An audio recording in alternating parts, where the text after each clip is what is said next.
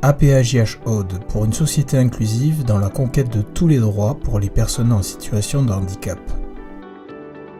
L'APAJH Aude est une association membre de la fédération APAJH. L'APAJH accompagne plus de 30 000 personnes en situation de handicap dans près de 700 établissements et services. Elle compte près de 14 000 salariés.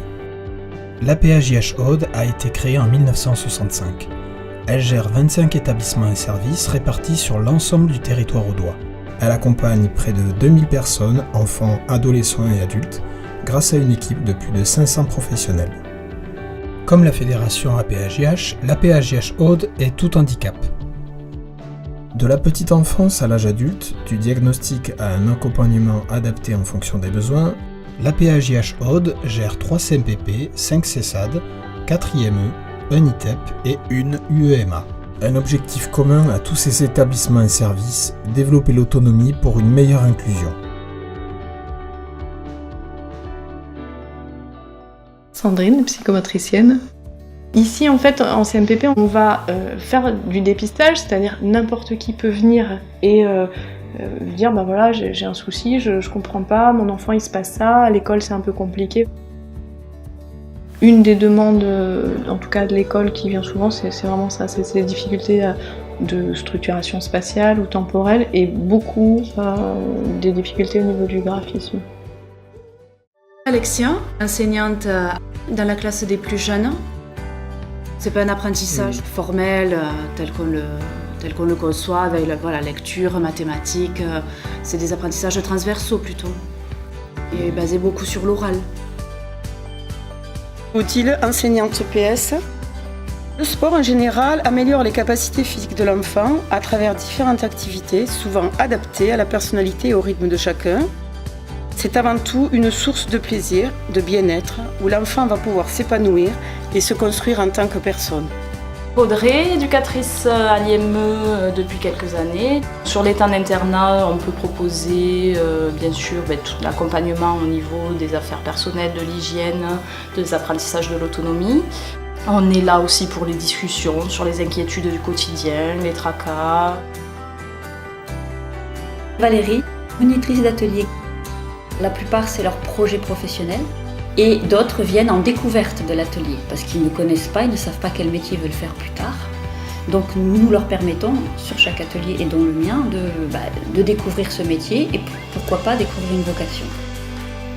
Ça permet, cet atelier, de développer la dextérité, le travail en équipe, l'écoute, développer toutes les compétences en hygiène, en sécurité, la connaissance, pour après plus tard être des adultes comme tout le monde en fait presque.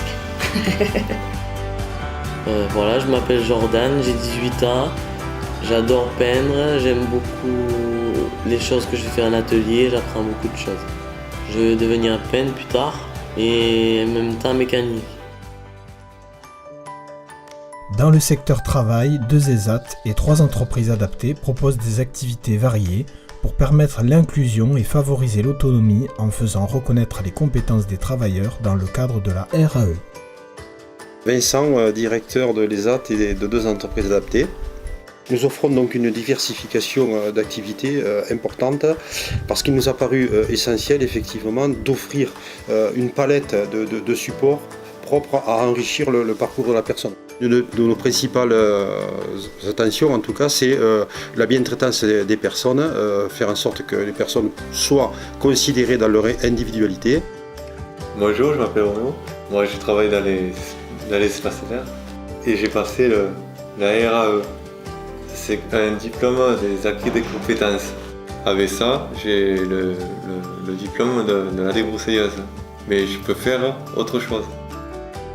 Marianne Bonnet, responsable du service patrimoine à la CPAM de l'Aude à Carcassonne. Nous avons un partenariat avec l'ESAT de Carcassonne depuis 2010. Nous travaillons avec l'ESAT en étroite collaboration et en totale confiance. Le pôle Habitat Vie Sociale regroupe 3 foyers d'hébergement, un foyer de vie, un SAVS et un SAMSA. L'objectif de ce pôle est de maintenir les acquis, développer l'autonomie et favoriser l'inclusion par le biais de nombreux partenariats. Je suis Gilles, je suis résident à la Roque de Fa depuis plus de 8 ans maintenant. Voilà, moi je suis bien ici, quoi. Voilà. Je ne changerai pour rien au monde. Philippe, adjoint de direction dans un foyer. La mission, c'est effectivement d'accompagner ces personnes dans tous les actes de la vie quotidienne. Donc ce sont des personnes qui ont besoin d'un accompagnement, mais on travaille l'autonomie aussi. Béatrice, coordinatrice des arts au pôle Habitat Vie Sociale. Faire ensemble autour de la pratique artistique, mettre les mains dans la terre, prendre un pinceau, colorer une toile, parler, échanger, mais aussi boire un verre, discuter, chanter. C'est la vie sociale, la véritable inclusion. L'association Apage de l'Aude a la volonté de faire vivre les valeurs laïcité, citoyenneté, solidarité, tout cela au service de la personne, en l'accompagnant, en apportant toutes les compensations nécessaires à la situation de handicap que les personnes rencontrent, pour justement qu'elles soient citoyennes à part entière et dans un élan de solidarité, et quelles que soient évidemment les différences, il y a lieu de considérer que ces différences additionnées créent une force irrésistible.